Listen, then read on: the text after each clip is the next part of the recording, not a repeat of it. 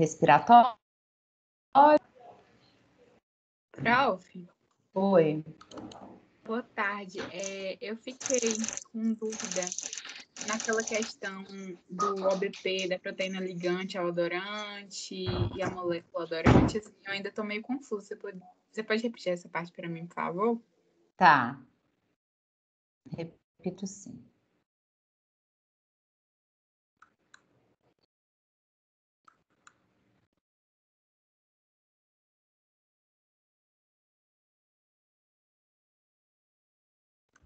Peraí, gente, só um minutinho aqui que eu não achei a...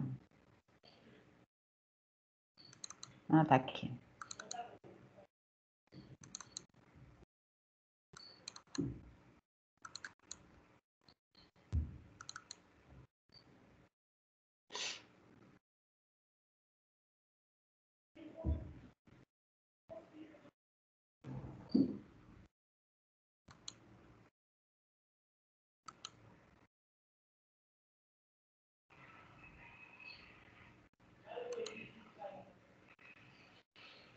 Tá abrindo ainda, gente.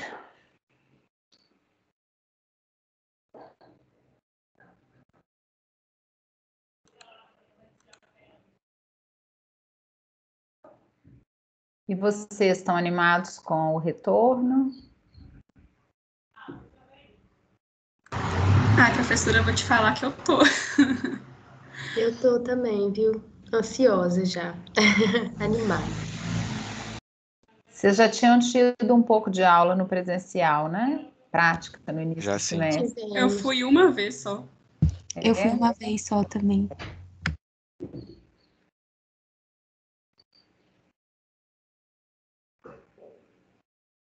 Eu achei que os meus pais iam achar ruim. Meu pai tá assim, vai, pelo amor de Deus, que eu não te aguento mais aqui em casa, ser brava desse jeito. É isso.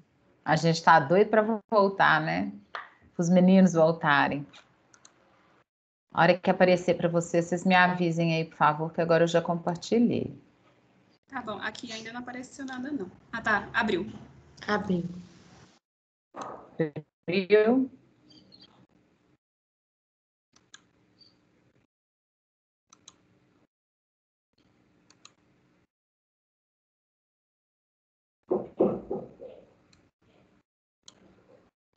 Então, olha só. Eu vou fazer a revisão do que a Bárbara pediu aí, mas só para a gente relembrar onde estamos, né? Para a gente dar sequência.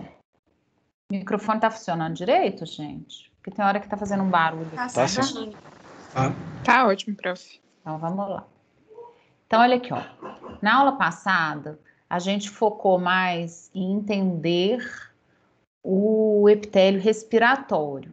Discutimos bastante sobre o epitélio respiratório e eu chamei a atenção de vocês que ele é o epitélio que vai aparecer na maior parte dos órgãos do sistema respiratório, da porção condutora do nosso sistema respiratório, né?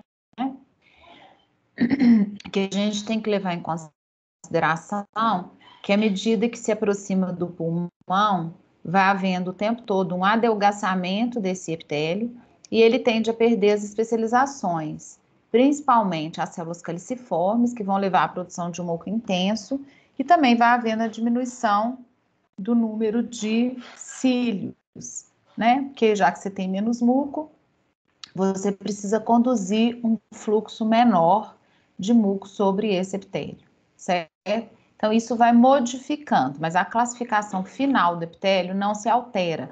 A gente tem sim essa redução, mas a classificação final dele não se altera, tá?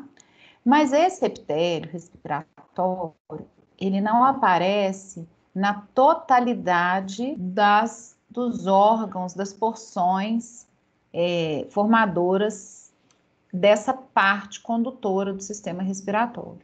Ele é o predominante. Que existem algumas áreas que a gente citou na aula passada que vão apresentar um epitélio diferente em função da demanda daquelas regiões, né? Então, lá nas fossas nasais, por exemplo, nós citamos uma área que apresenta um epitélio diferente, que seria o vestíbulo das fossas nasais, Aqui para mim travou. Tá travado para vocês? Eu acho Ou tá que normal? não. Não? Então tá. Mas apareceu. Então, olha aqui, ó. Então, lá no vestíbulo das fossas nasais, a gente sabe que tem uma condição de demanda de atrito diferente e, em consequência disso, a gente vai ter um epitélio mais espesso, né? Uma outra região das fossas nasais que apresenta um epitélio diferenciado é a área olfatória, que em função da demanda sensitiva vai apresentar um tecido diferente naquela região. A gente vai encontrar, inclusive, os neurônios bipolares povoando essa área. Eu já vou tirar a dúvida da Bárbara de uma vez antes da gente dar sequência disso aí, tá? Nessa área... Prof. Oi. Rapidinho, só antes de você continuar. Esse tecido da área olfatória, você tinha mencionado que ele não possuía células caliciformes nem os cílios. E tem alguma outra denominação? Assim, por exemplo, que você falou que o vestíbulo tem epitélio estratificado, pavimentoso, não caracterizado, com pelos. Mas e a área olfatória? É só com células? A gente chama esse epitélio de epitélio olfatório, mas ele é classificado como pseudoestratificado e possui a presença dos dendritos que em alguns livros recebem o nome de cílios modificados, em outros livros são chamados de estereocílios, mas independente do nome que a gente está dando, a gente tem que saber que são os prolongamentos do neurônio que vai estar sendo responsável por captar esse estímulo, essa sensibilidade no ambiente, tá? Que vai detectar, que vai ser modificado frente a essas partículas odoríferas, tá? Prof. A gente... Oi. Entendi, No prof. livro Valeu. fala muito pseudoestratificado colunar. Eu fiquei na dúvida desse colunar. É a mesma coisa de prismático, Thaís. Ah, sim. É sinônimo, tá? Vou escrever aqui para você. Pode ser chamado ainda de cilíndrico. Essa nomenclatura, ela quase não é usada mais, essa ideia do colunar. Nos livros de histologia, praticamente nos mais novos, a gente vê só o nome prismático ou cilíndrico. Essa nomenclatura do colunar é mais antiga, a gente quase não utiliza mais, mas quando vocês vão para qualquer livro de fisiologia, para qualquer livro dessa área específica que estuda essa parte do sistema respiratório em si, né? Esse nome é muito usado, porque ele foi sendo renovado muito dentro da histologia, simplesmente. Então, o livro de histologia costuma trazer a nomenclatura mais nova. Os outros acabam conservando uma nomenclatura que ainda é bastante utilizada, tá? Mas é a mesma coisa. Prof. Oi. Então eu posso dizer que ele é pseudoestratificado prismático com estereocílios? Ou com cílios modificados, é a mesma classificação, tá? Beleza. Porque os núcleos mais afastados do conjuntivo mostram-se alongados e perpendiculares a esse conjuntivo, que é o que vai trazer para a gente essa classificação de prismático, tá? Aqui no desenho, não sei se vocês conseguem perceber que a gente continua tendo algumas células ciliadas, né? Mas isso não é regra e a gente acaba não colocando a presença delas na classificação, tá? A gente não cita.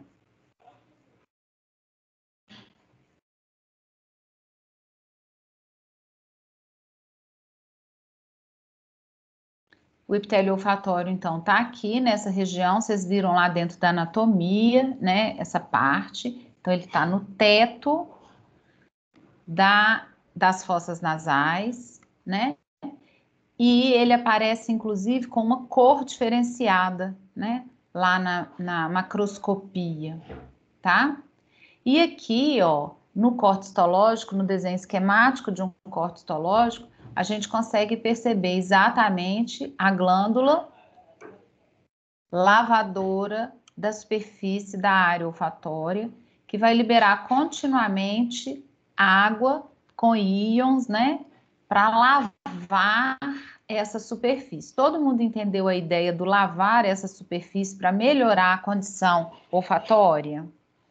Porque a gente precisa, para ter a sensibilidade olfatória, a gente precisa que exista associação da molécula olfatória à membrana plasmática desses neurônios, especificamente na altura desses prolongamentos, né? E essa ligação química, ela acontece, mas ela também é naquele modelo que liga e desliga o tempo todo. É sempre nesse modelo, porque existe uma certa estabilidade de ligação, mas não é uma ligação estática.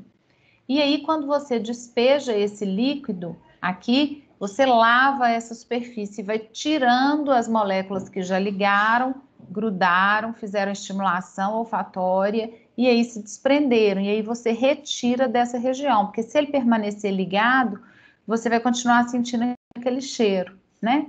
Até que o seu organismo acostume, porque você satura aqueles receptores, tá? E aí você precisa lavar constantemente isso aqui para dar espaço para que novas moléculas olfatórias tenham a possibilidade de se prender a esses receptores. Correto? Os receptores moram na membrana plasmática da célula olfatória. É uma proteína de membrana, tá? O que a Bárbara ficou com dúvida é que, junto com essa água, esse líquido, né? Essa secreção lavadora dessa superfície, sai também o que a gente chama de OBP, que é a partícula ou a proteína de ligação ao odorante. Odorante é essa molécula vermelha aqui, ó. Então, eu quero sentir o cheiro de café. Então, vai ter uma partícula, uma moléculazinha, que eu vou chamar de odorante. Ela, inicialmente, a gente acreditava que ligava ao receptor que está no neurônio. Hoje a gente sabe que ela não liga diretamente ao receptor, que essa ligação química, ela é uma ligação específica. Eu precisaria de um receptor para cada odorante, para cada molécula odorante, de cada cheiro diferente que eu sinto, correto? Hoje a gente sabe que não funciona desse jeito. Junto com a secreção da glândula lavadora da superfície, eu libero essas bolinhas amarelas que são OBP, proteína ligante de odorante, ou proteína de ligação ao odorante, tá? E a moléculazinha odorante, que é o pedacinho lá que vai dar a sensibilidade olfatória, o cheiro do café em si, né? A partícula, a molécula, ela se prende a essa bolinha amarela, que é o OBP, e é ele que se liga ao receptor. Então, eu tenho o OBP, uma molécula única, se ligando ao receptor. Então, eu posso ter um tipo de receptor. O que eu chamei a atenção é que o OBP tem vários sítios de ligação. Então, ele consegue ligar na molécula odorante do café, na molécula odorante do chocolate, na molécula odorante do perfume X, na molécula odorante da tangerina e assim por diante. Então, eu consigo sentir diversos cheiros com a presença de um único receptor, certo? Eu estimulo aquele receptor quando eu tenho o OBP se ligando a ele, tá? Entenderam? Eu não preciso de vários receptores na minha célula. Um para ligar na molécula do café, um para ligar na molécula do chocolate, um para ligar na molécula da tangerina, nada disso. Eu preciso de um só. Essas moléculas vão se ligar ao OBP em locais distintos, porque ele tem vários sítios de ligação ativos, tá? Entendeu, Bárbara? Eu ainda estou confusa, prof, porque assim, essa glândula, ela vai liberar tanto o OBP, que vai ser essa proteína, quanto o odorante? Não, o odorante está no ar, que é o que você vai sentir o cheiro. Ah, entendi. Então, assim, essa ligação do OBP ao odorante, que é uma ligação inespecífica, é que faz com que eu sinta o cheiro. Ela não é inespecífica, ela também é específica, só que o OBP tem vários sítios de ligação, várias moléculas odorantes conseguem ligar nele. Cada uma vai ligar num lugarzinho diferente, cada uma vai ligar num sítio ativo diferente. Ele tem vários sítios ativos de ligação. Ah, tá. Eu acho que eu entendi agora. Agora foi. Valeu, prof. Alguém aí consegue me ajudar a explicá-la de um jeito diferente, gente? Porque às vezes vocês estão entendendo o que eu estou falando e tem um outro jeito de explicar mais fácil, que às vezes ajudaria ela. Eu também estava com essa mesma dúvida que ela. Aí o que eu pensei, né, agora? É que essa OBP é como se fosse uma receptora. Ela vai receber vários cheiros. Então, ela tem vários tipos de receptores. Um recebe o cheiro de perfume, um recebe o cheiro de café, como se fosse isso. Ficou mais fácil de entender, eu acho. É isso. Ao invés de eu ter várias proteínas receptoras na membrana do neurônio, eu tenho só uma. Só que o OBP que se prende a ela. Só que ele, OBP, consegue se prender a vários cheiros diferentes. Então, eu vou sentir os diversos cheiros a partir da ligação em um único receptor que está na membrana do neurônio. Eu não preciso ter inúmeros receptores distintos na membrana do neurônio. Porque se não tivesse o OBP, eu precisaria ter um receptor específico para a molécula odorante do café, um receptor específico para a molécula odorante do chocolate, um receptor específico para a molécula odorante da tangerina, para a molécula odorante do perfume e assim por diante. Não, eu tenho um receptor só. O OBP consegue se ligar a todas essas moléculas e se prender. Claro que é uma de cada vez, né, gente? Porque eu não vou sentir todos esses cheiros simultaneamente, é um de cada vez. E ele vai se prender ao receptor. Então, eu economizo... Nossa, agora foi. Obrigada, célula, o número de receptores, o tipo de receptor, Imagina. o número de tipos de receptores, tá? É interessante, porque às vezes a gente fica um tempo maior para explicar um detalhe, né? E que não é o detalhe mais importante que a gente tem aqui. Mas é importante que vocês compreendam.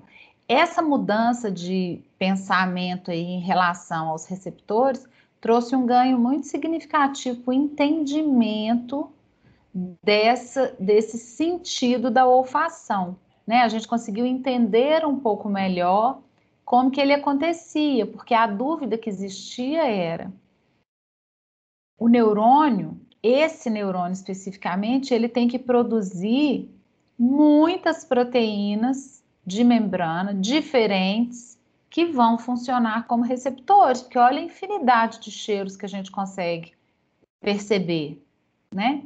E a gente não entendia isso, a gente não conseguia compreender como é que funcionava isso. Então, a partir do momento que descobriu-se o OBP, facilitou o entendimento do processo de olfação como um todo, tá? Dúvida ainda?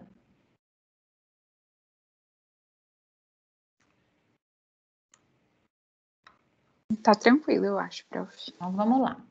Então, nas fossas nasais é o que a gente tem, né? Quando a gente passa... Ah, só um detalhe. Isso nós estamos falando só do epitélio. Dentro para fora, a gente sabe que a gente tem mucosa, em seguida submucosa do órgão e posteriormente, no caso do sistema respiratório, em alguns locais a gente vai ter camada muscular, em outros locais a gente não vai encontrar camada muscular, em outros locais a gente vai ter na submucosa cartilagem, em outros locais a gente vai ter na submucosa osso, né? Depende da posição do lugar onde a gente está avaliando no sistema respiratório, tá bom? Então, essa parte inicial que nós estamos falando é da mucosa. Todo mundo lembra o que é mucosa?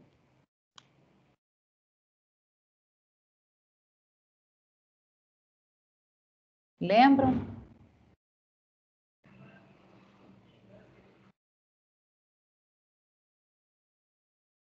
Eu acho que não. Não? Então, todos os órgãos ocos do nosso corpo, eles vão apresentar um epitélio revestindo essa cavidade e associado a esse epitélio de revestimento um conjuntivo frouxo. A gente chama esse conjuntivo frouxo de lâmina própria, tá? E a mucosa nada mais é do que a camada formada pelo epitélio mais a lâmina própria. Cuidado para não confundir com lâmina basal, tá? É exatamente isso aí que o Marcos escreveu para gente, ajudando, né?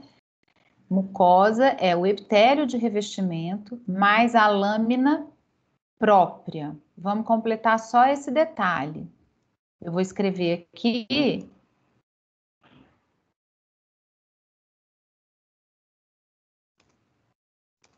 Para a gente não confundir com lâmina basal, tá? Todo mundo lembra da lâmina basal? A lâmina própria são só nos órgãos ocos? Não, a mucosa. A lâmina própria vai ter sempre, mas nem sempre forma mucosa. Ah, ok, obrigada. Nada. E pode aparecer camada extra dentro da mucosa, mas aí é específico de alguns órgãos. Então, todo mundo consegue ter clareza da diferença de lâmina basal para a lâmina própria, gente? Isso não pode confundir. Prof, então a lâmina própria é só quando eu estou me referindo à mucosa e a Não. basal e qualquer tipo de conjuntivo? A lâmina própria é a camada de conjuntivo associada ao epitélio de revestimento, certo? Essa lâmina própria é o conjuntivo. A lâmina basal é uma estrutura acelular formada por proteínas e glicoproteínas que fixam o epitélio no conjuntivo. Tem um poder, inclusive, baixo de fixação quando comparado à membrana basal, que é outra estrutura. Então, eu tenho um epitélio de revestimento aqui.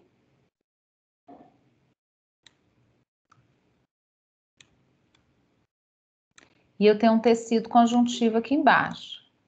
Se o meu órgão é oco, essa camada aqui, formada pelo epitélio de revestimento e por esse tecido conjuntivo, recebe o nome de camada mucosa, certo? E esse tecido conjuntivo é comumente conhecido como lâmina própria, o conjuntivo que está associado ao epitélio de revestimento, tá? Quem fixa o epitélio ao conjuntivo é uma camada acelular, não é um tecido formado por proteínas, glicoproteínas. Essa estrutura é chamada de lâmina basal, ela é do epitélio que está fixando o epitélio no conjuntivo, tá? Aí é lâmina basal. Então, quando a gente fala de mucosa, a gente está falando do epitélio de revestimento e desse conjuntivo frouxo que está sempre associado a ele. Correto? E depois a gente tem, geralmente, um conjuntivo denso desordenado, que seria a camada que a gente chama de submucosa. Na faringe, a gente tem duas regiões, que foi o que a gente comentou na aula passada também. Uma região chamada de nasofaringe e uma região chamada de orofaringe. A parte da faringe que faz parte, que compõe o sistema respiratório, é a nasofaringe, certo? Que tem o epitélio de revestimento conhecido e classificado como respiratório. A orofaringe já tem um epitélio diferente. Então, seria um pedaço da faringe que faz parte, na verdade, do sistema digestório e que possui um epitélio de revestimento diferenciado. Ele é mais espesso, porque o atrito que existe dentro dessa região é maior, que é onde vai passar alimento, tá? Pode perguntar. Desculpa, é que eu perdi a parte da nasofaringe, o epitélio dela é o de revestimento normal, é o de epitélio respiratório. Ah, tá. E a orofaringe que é mais grossa. Sim, o epitélio tem que ser mais espesso, exatamente porque vai passar alimento.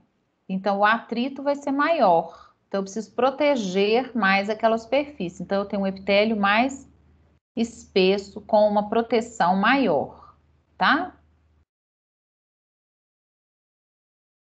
Obrigada. Nada.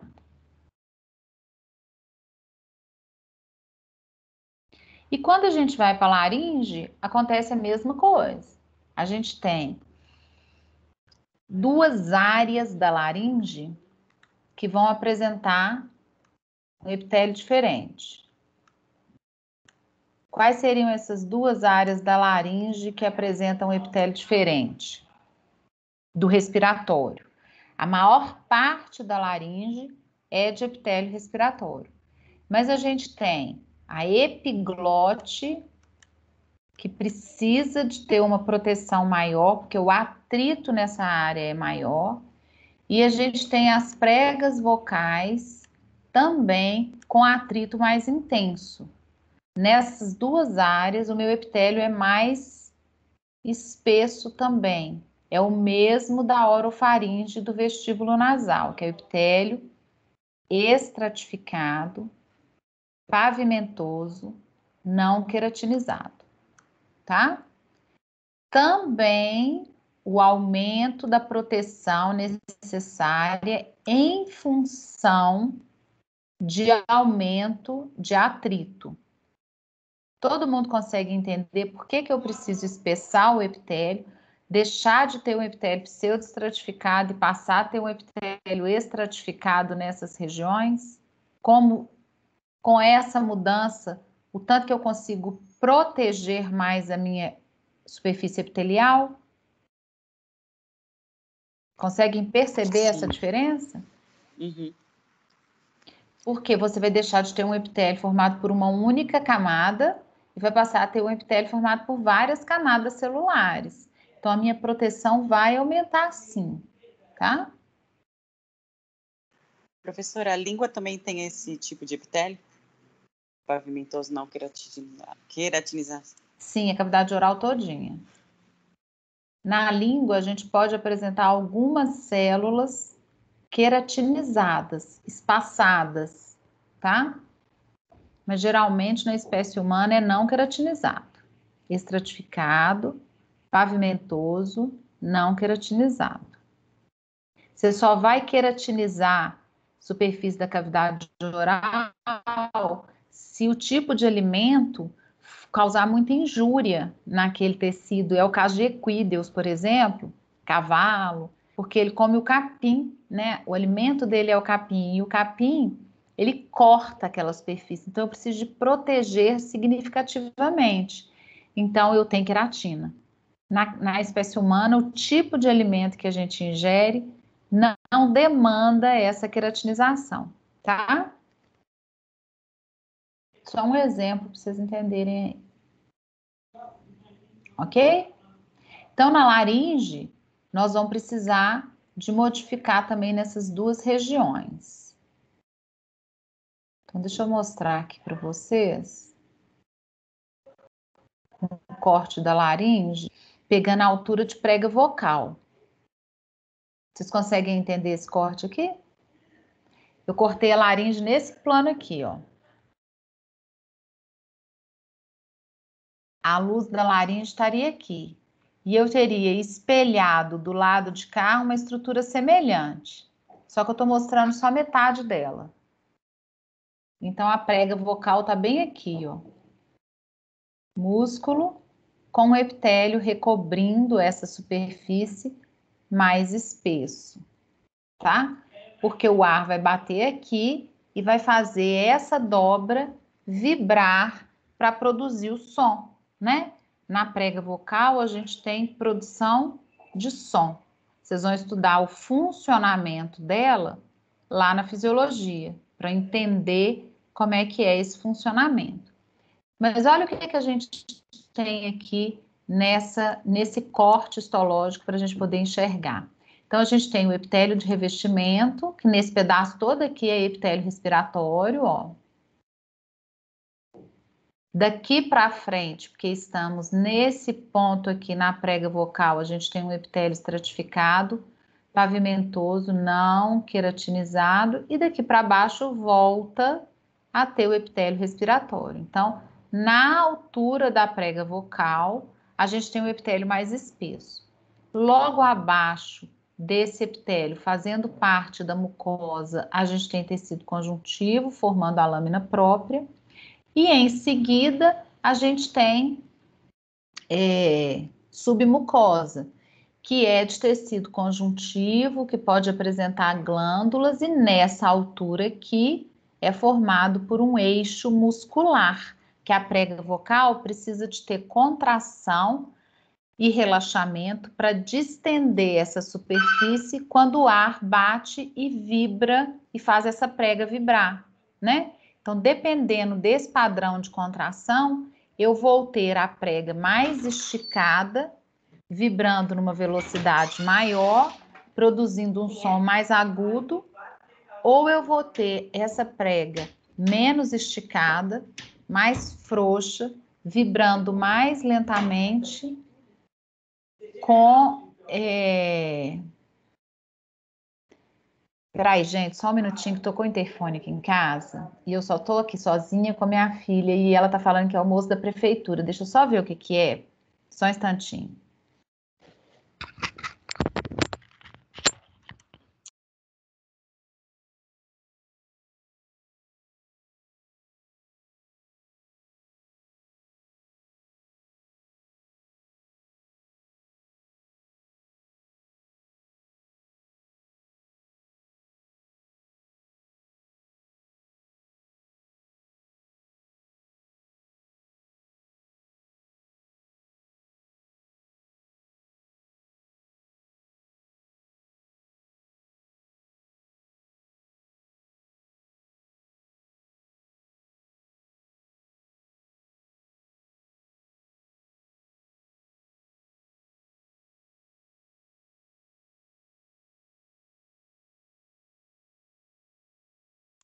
Ô, gente, desculpa, porque a gente fica preocupado sem saber o que que é, né? Era só entregando um panfleto.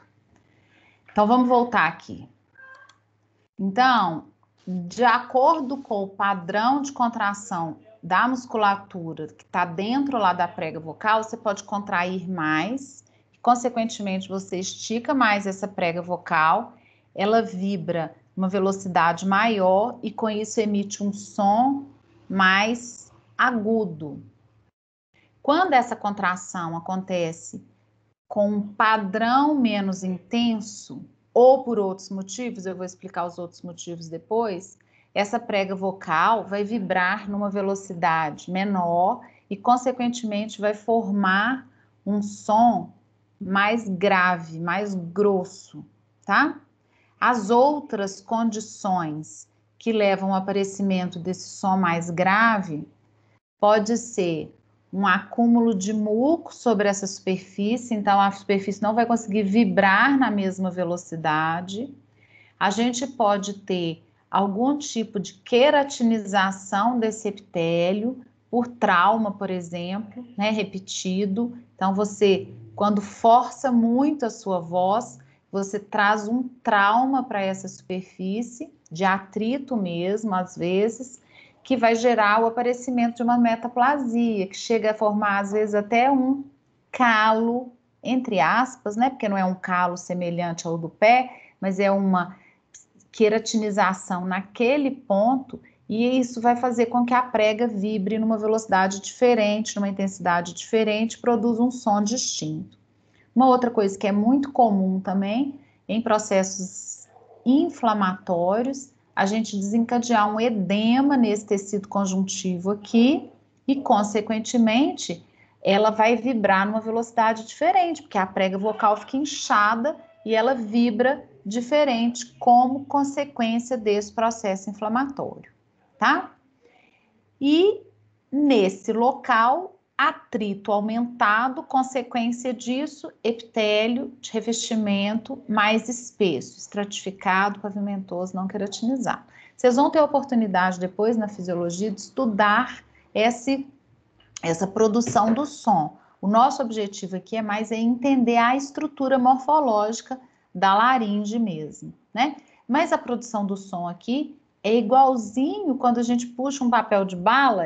Na minha infância a gente fazia muito isso, né? E soprava para fazer aquele assobio, né? Assoviar de maneira alta, assim, bem estridente o som. Quando você puxa muito o papel de bala, ele vibra rápido, faz um som bem agudo. Quando você estica pouco esse papel, ele vai vibrar numa velocidade menor e, consequentemente, um som mais grave. Quem que tá com a mão levantada aqui, por favor? Sou eu, Júlia. Diga, Júlia. Fernanda, só queria aproveitar que você está na laringe. Você poderia só repetir a questão do movimento ciliar? Porque eu acho que eu não peguei isso direito. Movimento ciliar de uma maneira geral? Não, só aquele para retirar o muco da laringe. Tipo, tem um movimento que... É que na última aula você falou que tem uma parte que sobe e uma parte que desce. Tá. Exatamente, Ana. Tá. Vamos considerar que a epiglote está aqui, ó. Ela não está aqui, né? Por causa do plano de corte não está pegando ela, mas vamos pensar que a epiglote está aqui, tá?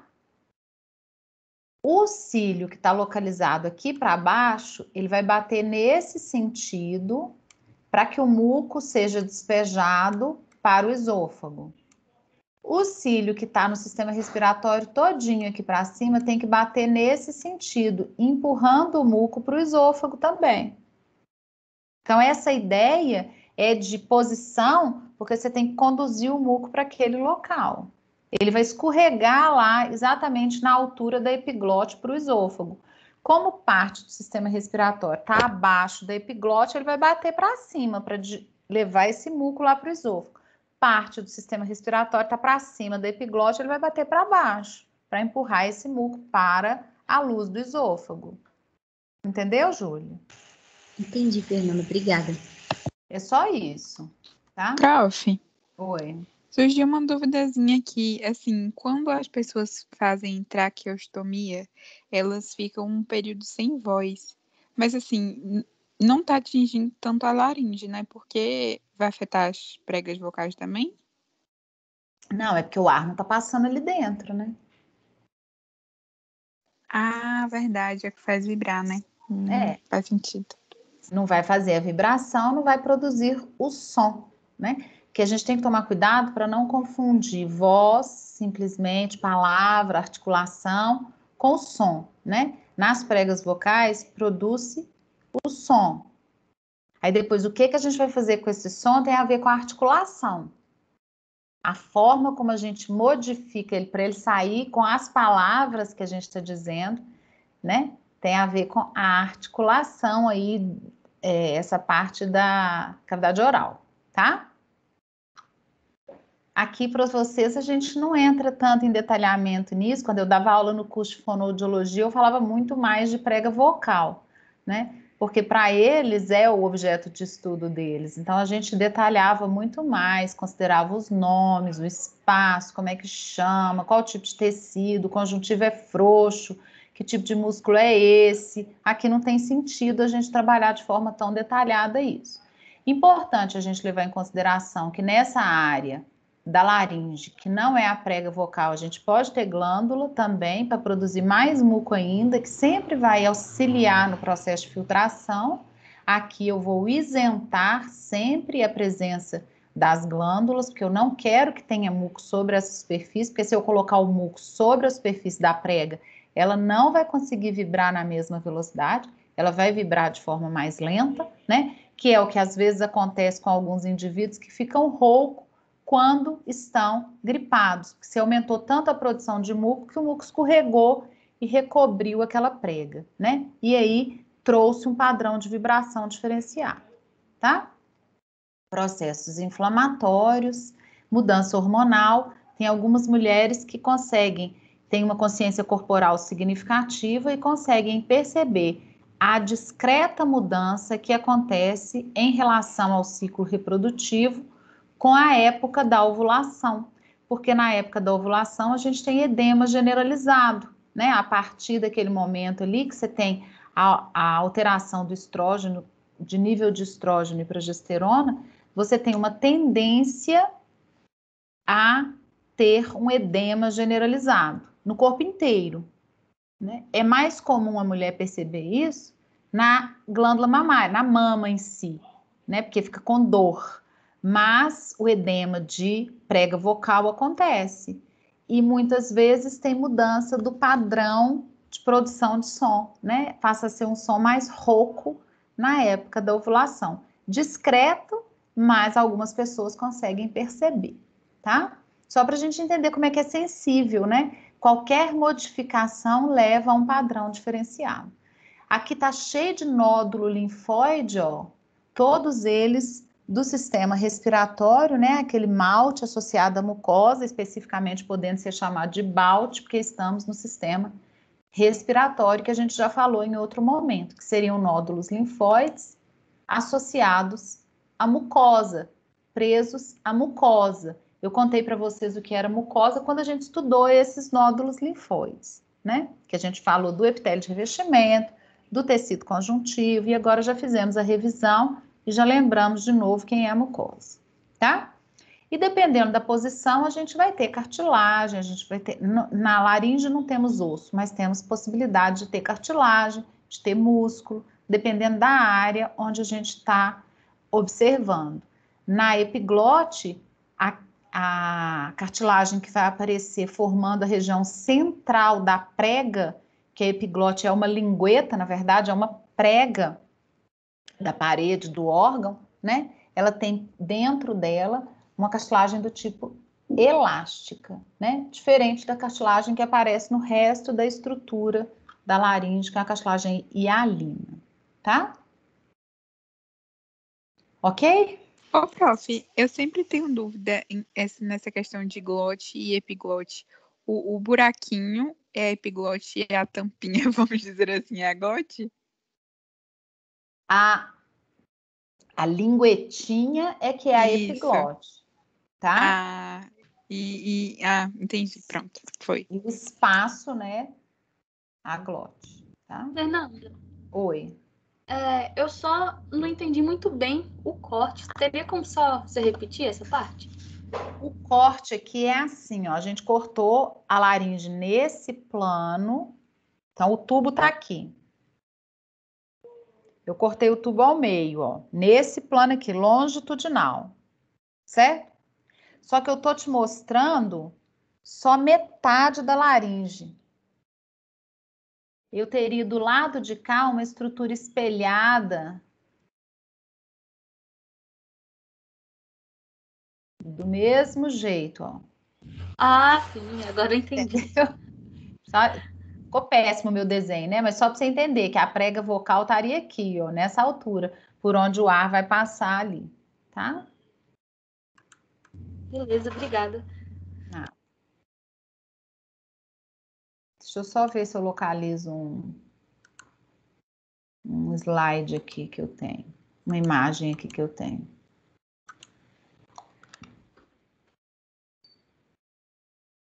Você tá me atrapalhando, inclusive. Tô dando aula.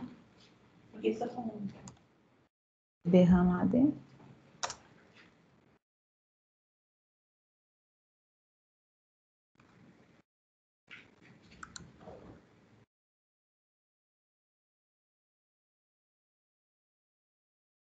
Eu tinha um... Aqui, ó.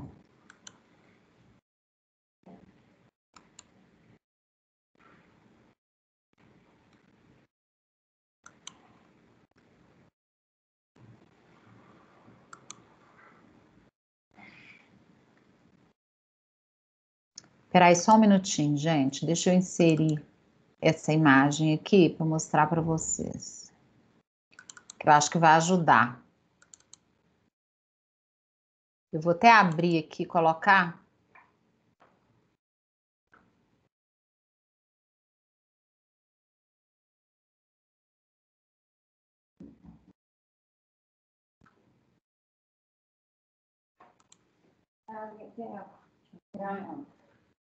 Tchau. Até amanhã.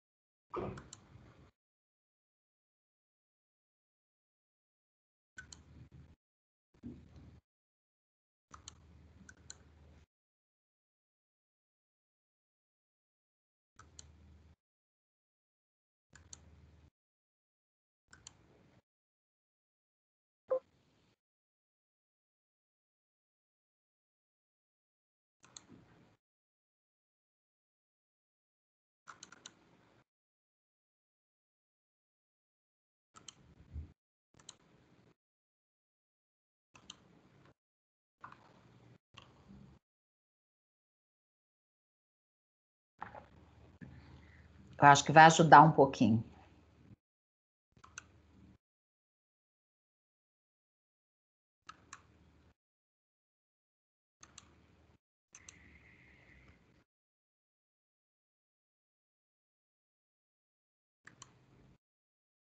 Apareceu para vocês aí? Apareceu.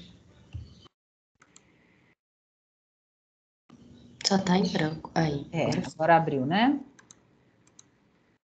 Sim. Ué, mas não salvou, não.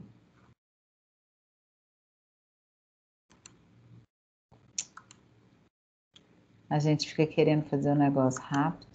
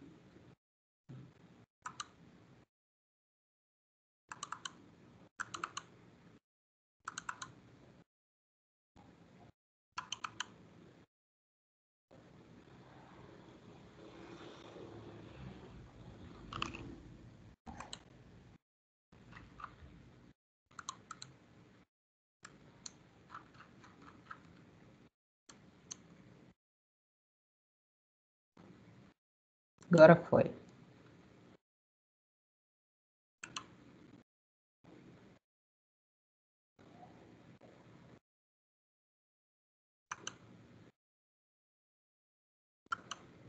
Entendeu, Júlia? Foi você que perguntou? Não, fui eu, Isabela, mas... Ah, foi Isabela, desculpa. Aqui, ó. Aqui o corte nesse plano, né? Só que o que a gente está vendo lá no outro é só a metade. Você já tinha entendido, né? Mas eu acho que fica mais claro. A gente está vendo só esse pedaço aqui, ó. Só metade do que está representado aqui no todo, né? Tá? Nossa, com essa imagem ficou muito mais claro. Tá certo? Uhum. E aqui dando sequência exatamente com a traqueia aqui embaixo, que aqui a gente já tá vendo o semianel, ó. O tubo é um tubo que permanece aberto constantemente, né, gente? Vocês conseguem entender a importância dessas cartilagens todas que vocês estão estudando lá na anatomia, ou já estudaram, na parede desses tubos do sistema respiratório? Para manter a passagem? Manter aberto, para facilitar a passagem, né? Do ar, nos dois fluxos. Imagina se o ar passa, colaba. Para ele voltar, tem que abrir de novo. Aí ele passa, colaba de novo. O volume de energia que a gente ia gastar, ele fica aberto constantemente, favorece, facilita, a gente gasta menos energia com esse processo da respiração. Isso facilita demais. Daqui para frente agora é traqueia. Traqueia, brônquio, bronquíolo e bronquíolo respiratório. Nós precisamos fazer e entender a diferença no corte histológico desses tubos. Então, eu vou fazer um desenho com vocês aqui, que nós vamos levar em consideração alguns detalhes. Então, ó, eu precisava de mais espaço. Deixa eu ver se tem um outro slide aqui. Esse. Vou usar esse pedacinho aqui, ó.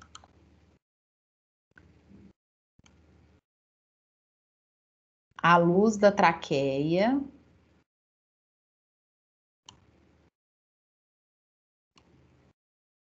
A luz do brônquio. A luz do bronquíolo. Vai diminuindo, né, gente? E a luz do bronquíolo respiratório.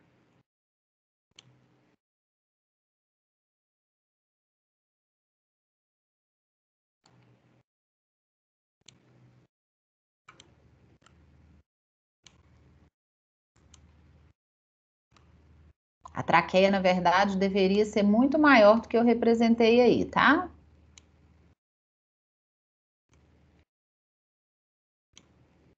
Ok? Comparando o bronquíolo respiratório com a traqueia. E quem reveste internamente todos esses tubos é o epitélio respiratório, lembram disso? Só que à medida que você vai aproximando do pulmão, dos alvéolos pulmonares, vai acontecendo o que eu chamei de adelgaçamento do epitélio. Ele vai ficando cada vez mais delgado, mas a classificação permanece a mesma. Tá certo? Colado no epitélio de revestimento, quem que a gente tem? Conjuntivo. Inicialmente um conjuntivo frouxo e depois esse conjuntivo fica um pouco mais espesso, tá? Em todos eles, conjuntivo frouxo e depois esse conjuntivo fica mais espesso. Mas tem conjuntivo.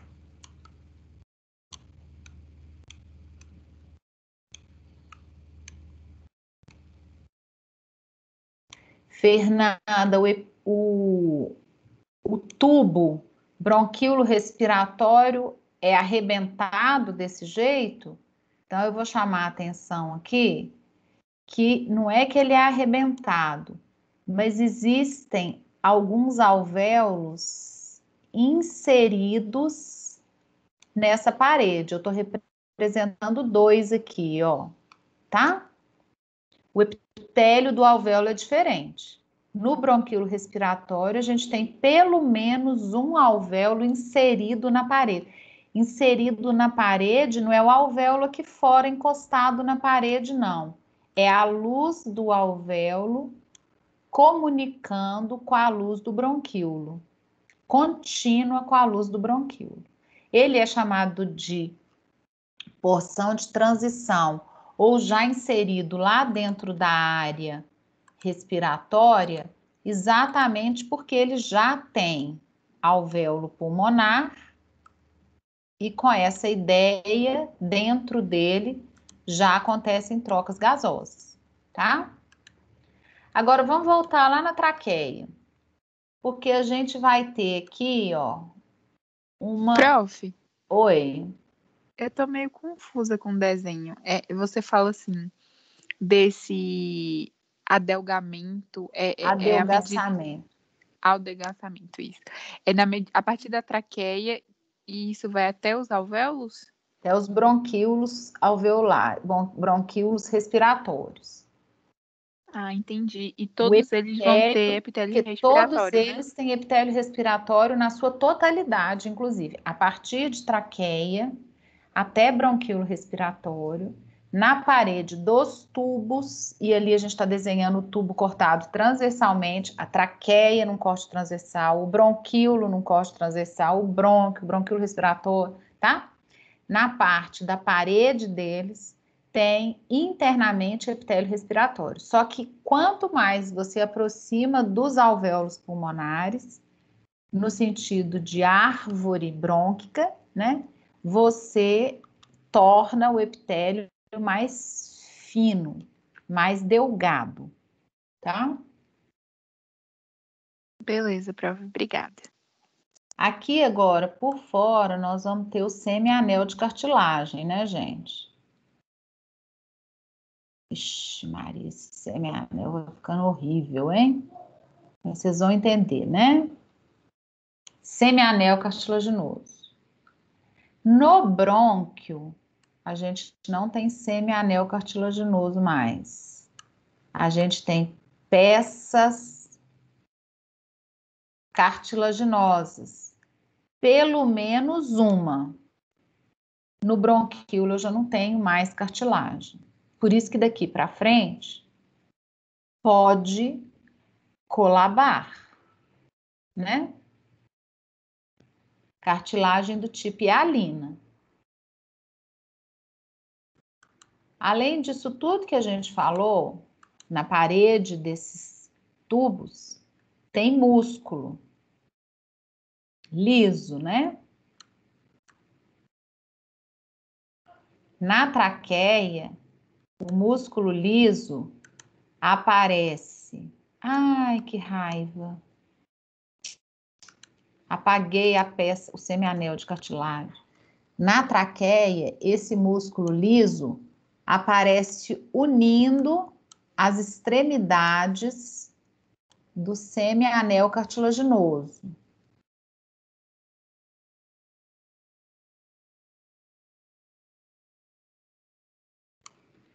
Certo? Então, ele costuma aparecer aqui, ó. Mas ele, às vezes, expande um pouquinho aqui, ó, porque ele funde essas duas pontas. Então, vai ter algumas fibras musculares ultrapassando esse limite aqui, tá? No brônquio, o que que acontece? Vamos imaginar que o meu braço é o brônquio. O músculo liso, ele não percorre a extensão de forma circular desse jeito. A disposição dele é em espiral. Então, o que a gente precisa entender é o seguinte: o músculo liso, que está em volta do tubo chamado brônquio, é contínuo. Só que como ele tem uma disposição espiral e eu estou vendo o corte nesse plano, eu vou enxergar ele aparecendo só de vez em quando. Então, eu vou visualizar o músculo liso no brônquio de forma descontínua, mas isso é visualização. Porque, na verdade, a disposição dele é contínua. Só que ao invés de ser um músculo liso circular desse jeito aqui, ele tem uma disposição em espiral. Então, quando eu corto aqui e ele passou nesse lugar aqui, eu vou pegar só um pedaço do músculo liso na parede desse tubo. Então, eu visualizo como descontínuo por conta da disposição espiral. Certo? Quando a gente vai para o bronquíolo, a gente já enxerga o músculo percorrendo toda a extensão da parede do tubo. Correto? Ele, inclusive, costuma ser um músculo espesso.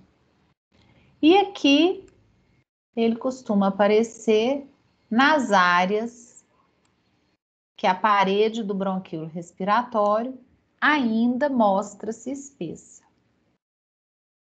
E por fora disso tudo, o que é que nós vamos ver? Conjuntivo de novo. Em todos eles.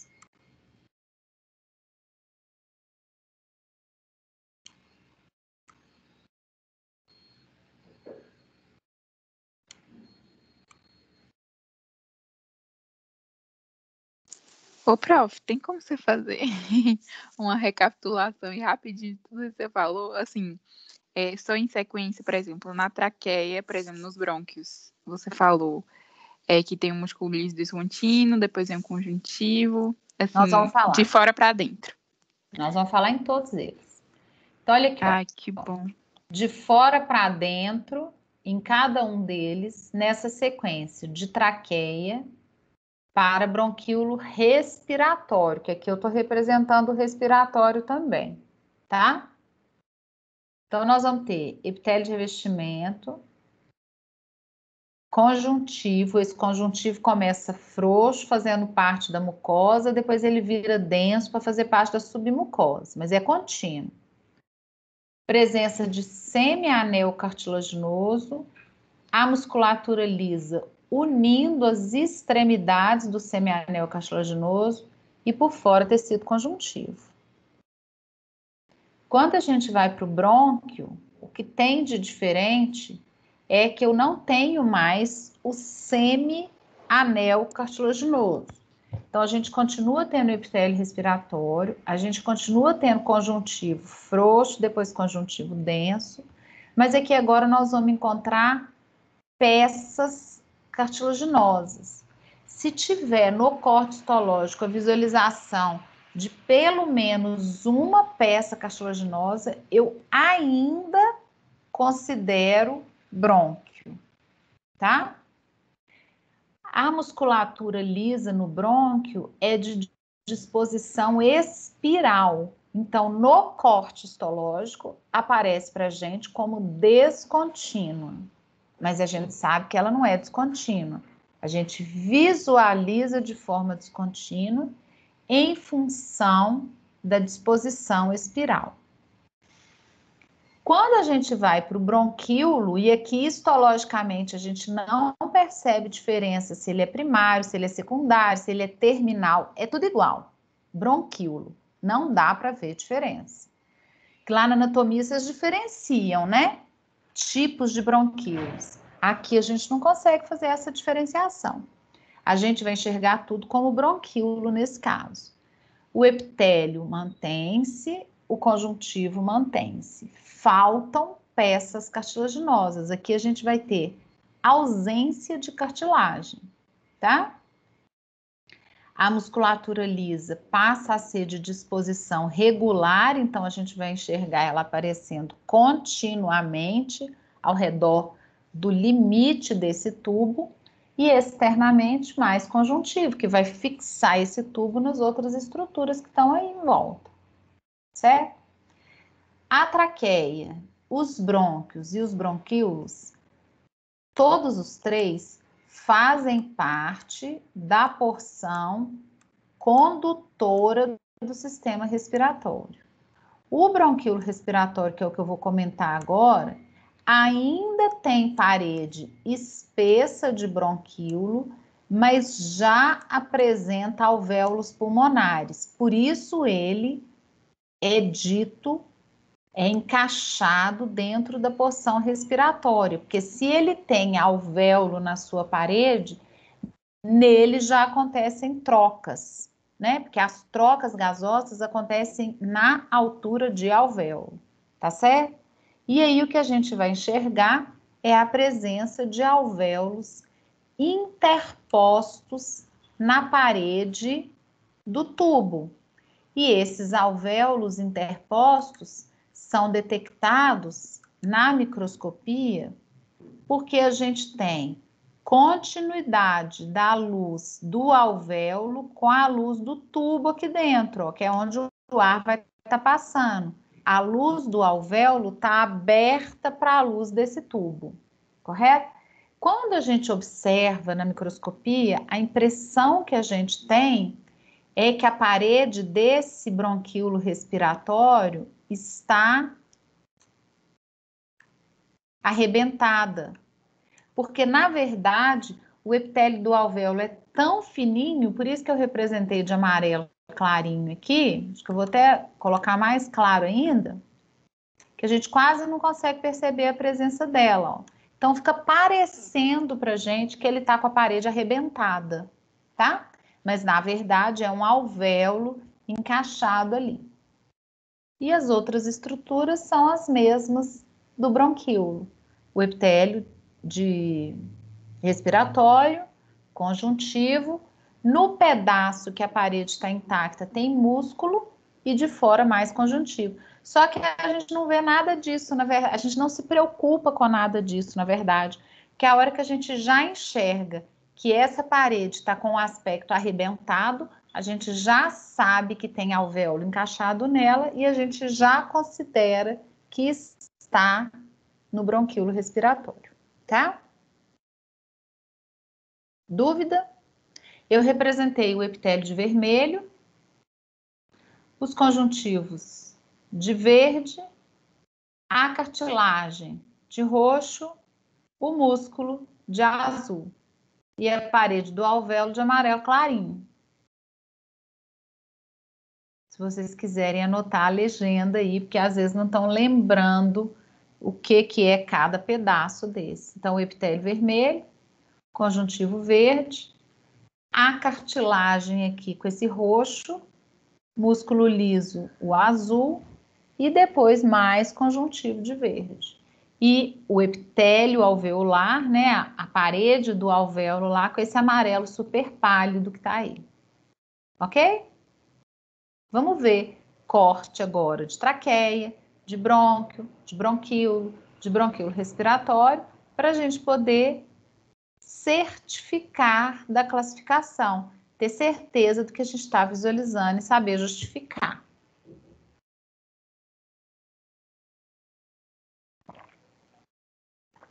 Claro que na traqueia, que é um tubo bem grosso, nós não vamos conseguir enxergar a parede da estrutura toda, na maioria das vezes, né?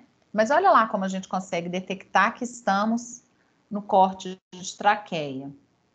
A gente está vendo o epitélio respiratório, conjuntivo frouxo, que está fazendo parte da lâmina própria, conjuntivo denso, inclusive aqui lotado de glândula, que vai produzir mais muco ainda para despejar sobre essa superfície.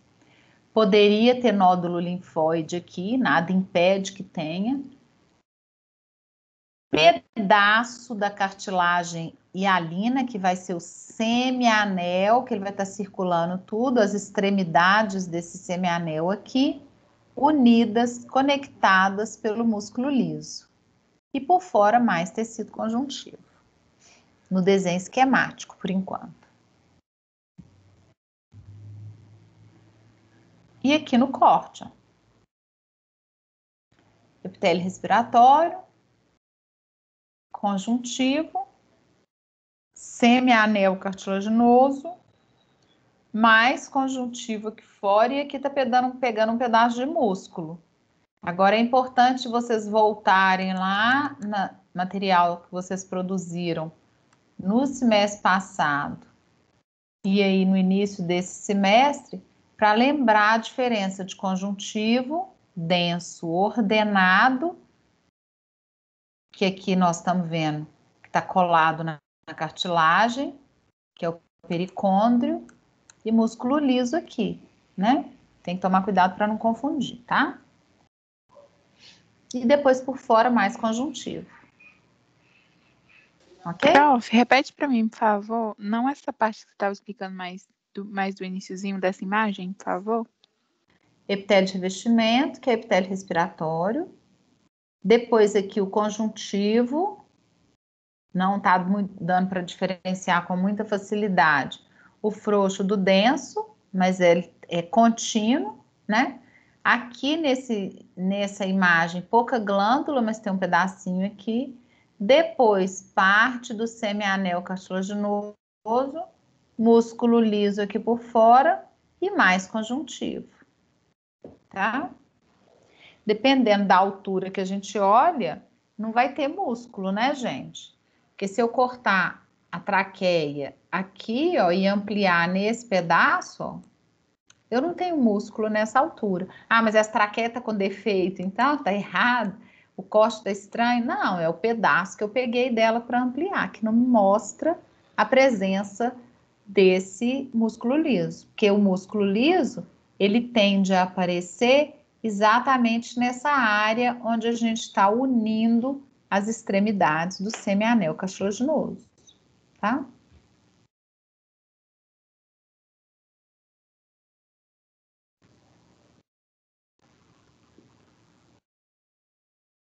Olha essa imagem da traqueia aí, como tá cheia de glândulas, seromucosa, inclusive, ó.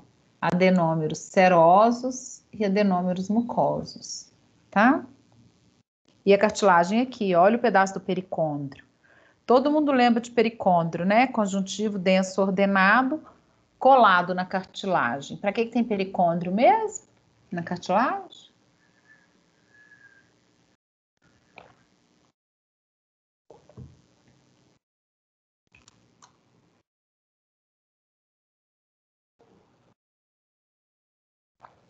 Hein, gente? Esqueceram? Cartilagem, apesar de ser conjuntivo, é avascularizado e desnervado.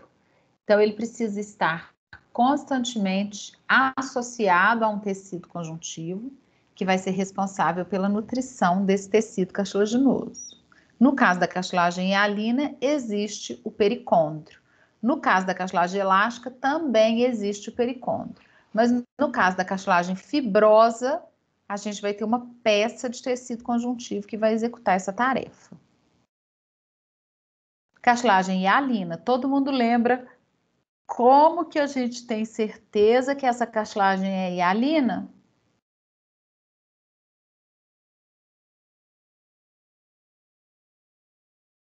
Lembram? Não.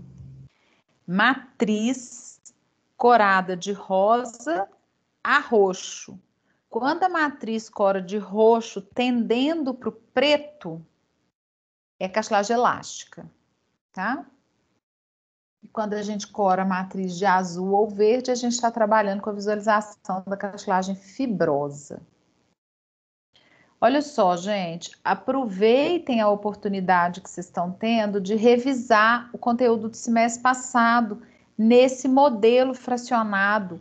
Quando apareceu a primeira vez sobre músculo, vocês tiveram que revisar músculo liso, estriado cardíaco, porque foi lá no sistema circulatório. Agora a gente está falando de cartilagem, então é importante que vocês deem uma voltada, uma revisada no tecido cartilaginoso. Que aí o que vocês já aprenderam reforça e o que vocês não conseguiram guardar do estudo no semestre passado, vocês vão fixando quando a gente retoma esse tipo de revisão, tá?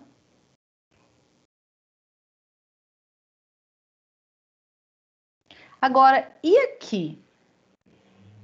O que mudou drasticamente no corte como um todo, que eu agora já consigo perceber características distintas e consigo detectar um detalhe que vai fazer muita diferença na identificação desse tubo agora.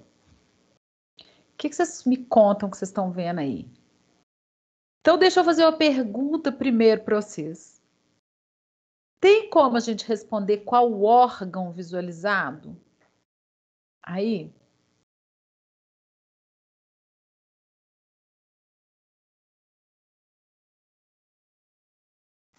Um brônquio? Brônquio é um tubo. Ele está dentro de qual órgão?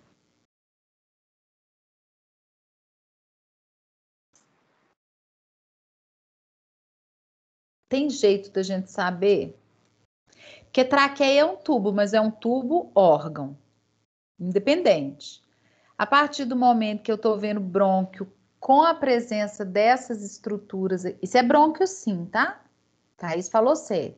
Mas olha só, o órgão eu vou ter que falar mais do que simplesmente brônquio, porque eu já estou vendo, olha aqui. Essas nuvenzinhas aqui em volta são quem?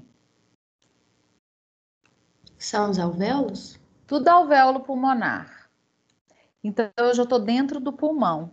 Então, eu não posso falar brônquio simplesmente. Eu tenho que falar que eu estou vendo o órgão pulmão, pela presença dos alvéolos pulmonares. E no corte do órgão que eu estou visualizando, eu estou percebendo com muita nitidez a presença do tubo, que é o brônquio, da estrutura que eu vou chamar de brônquio, tá? E como é que eu sei que isso aqui é brônquio? O que a gente está vendo com nitidez aí que gera essa classificação desse tubo como sendo um brônquio? A cartilagem fixada? Presença de peça ou de peças, porque é mais de uma, cartilaginosas. Que se eu tivesse na traqueia, eu tinha peça? Não, eu tinha o semianel cartilaginoso. E se eu tiver no bronquíolo, eu tenho peça? Não, eu não tenho cartilagem. Então, só pode ser brônquio mesmo, tá?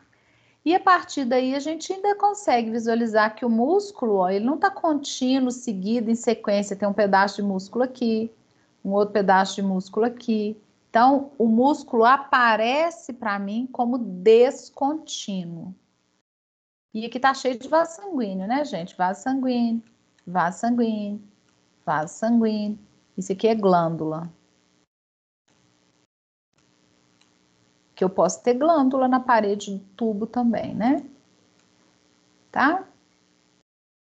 Agora vamos para a lâmina histológica, porque ver no desenho é fácil, né? Olha que coisa horrível que tá aqui.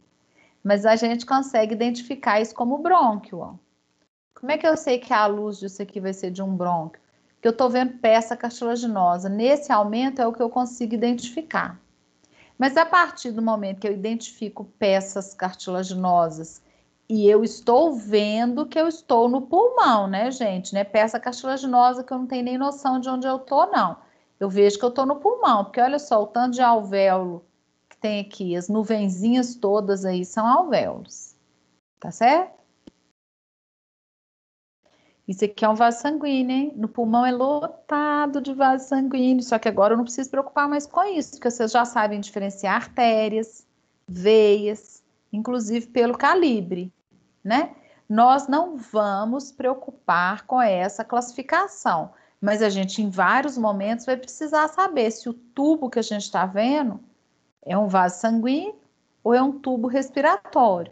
Aqui tá fácil porque o vaso sanguíneo tá cheio de sangue e o tubo respiratório, no caso do brônquio, tá vazio, né? Tá sem... não tem nada dentro dele.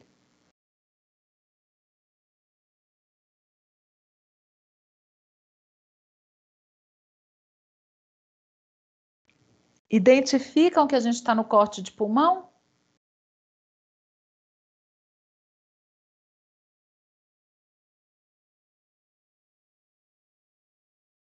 Ou não?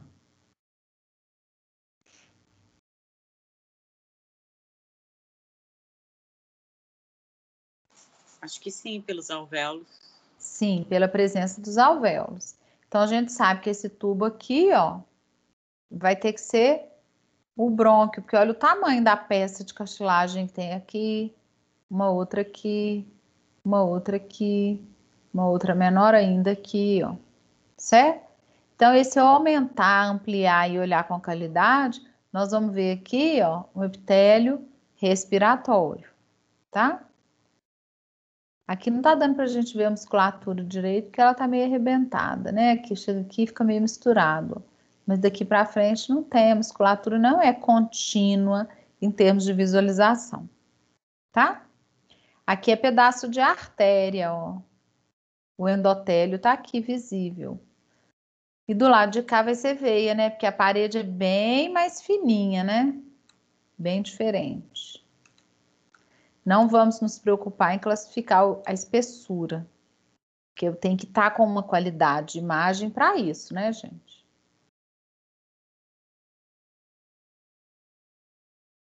E aqui? Mudou ou continua a mesma coisa? Não tem cartilagem mais, né? Sim, agora eu já não tenho mais a cartilagem na parede desse tubo. E olha como que o músculo ficou mais espesso e eu tô vendo ele com mais nitidez, né? Aqui, ó. A musculatura tá aqui, ó.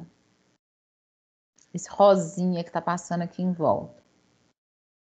E a ausência de cartilagem, que é a característica mais marcante. Alvéolos, né, aqui em volta, mostrando que estamos dentro do pulmão. E aqui vaso sanguíneo, hein? Artéria, uma veia aqui, ó.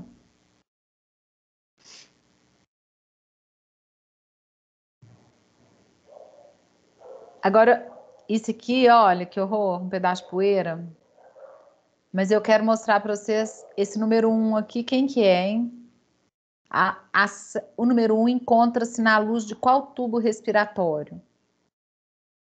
Justifique.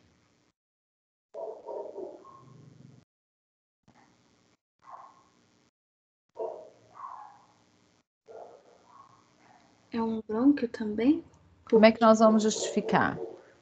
Tem o septo de cartilagem e na lateral tem os alvéolos? A gente está dentro do pulmão e tem várias peças cartilaginosas aqui, né? Tudo aqui é cartilagem. E estamos dentro do pulmão, porque está cheio de alvéolo aqui. E o músculo aí tá bem bom de ver que ele é descontínuo, né? Com a ideia de descontínuo, ele tá mais rosinha. Aqui é músculo, pedaço de músculo, músculo. E aqui cheio de alvéolo. Agora, e esse tubo aqui, hein? Qual vai ser a classificação dele?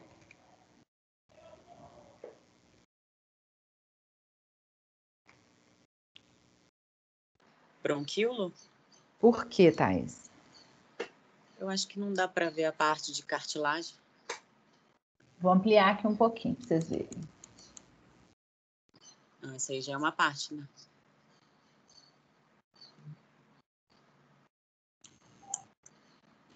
A gente poderia separar mais ou menos aqui, né? Parede desse tubo aqui de cima e parede desse tubo aqui de baixo. Aqui é cartilagem desse tubo aqui, concordam? Sim. Agora vamos aqui para cima, olha aqui, ó, cartilagem, cartilagem, cartilagem. Fernanda, mas como assim? Diminuiu demais o diâmetro do tubo. Olha a diferença.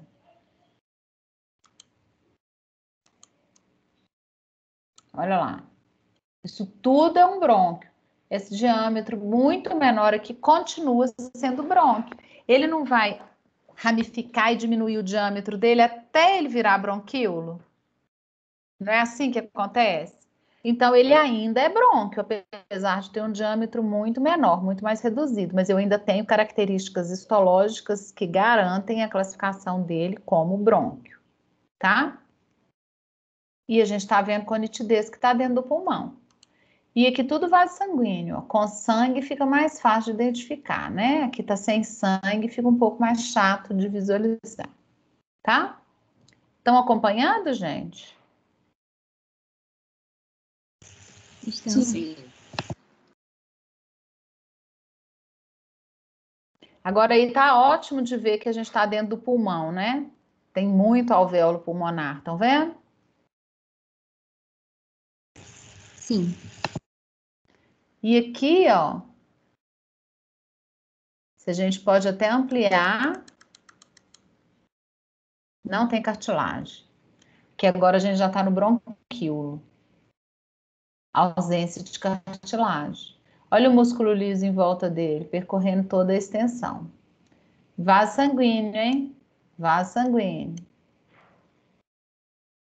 Tá?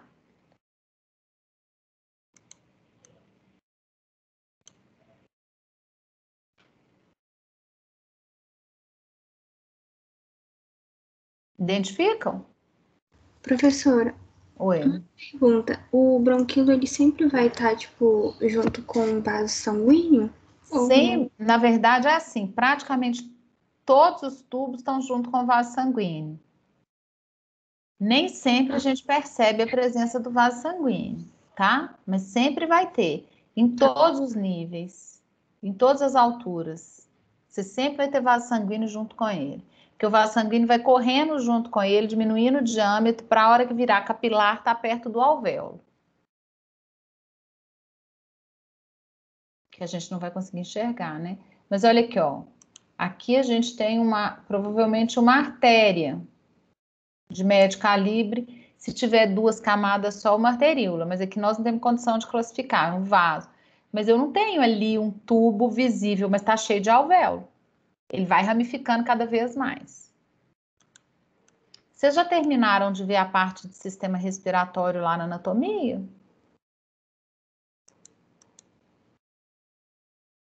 Já sim. Aqui o bronquíolo. Olha aí, com a nitidez, o músculo percorrendo a extensão dele toda, né? Também bronquíolo. Não tem cartilagem. Deixa eu ver se eu localizo um bronquíolo respiratório aqui. Aqui está no corte longitudinal, né? Então, olha só, bronquíolo. Aí ele ramifica.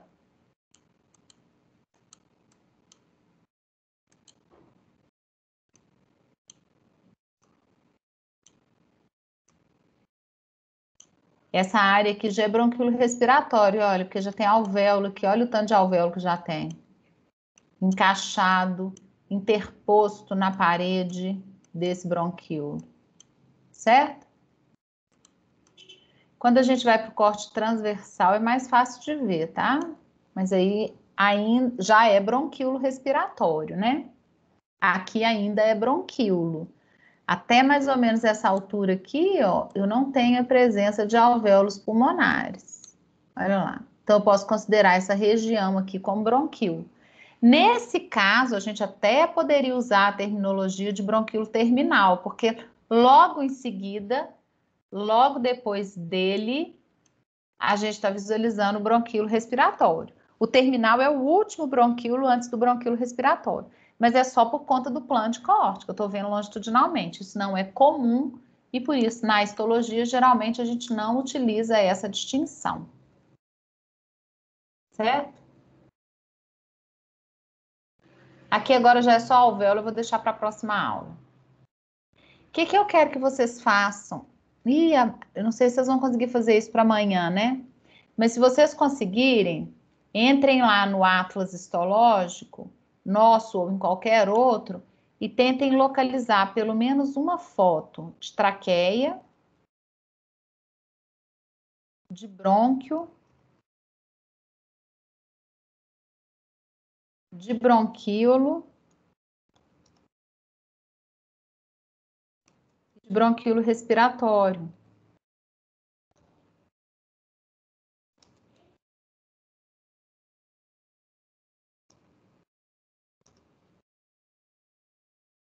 Para a gente poder olhar amanhã, respiratório.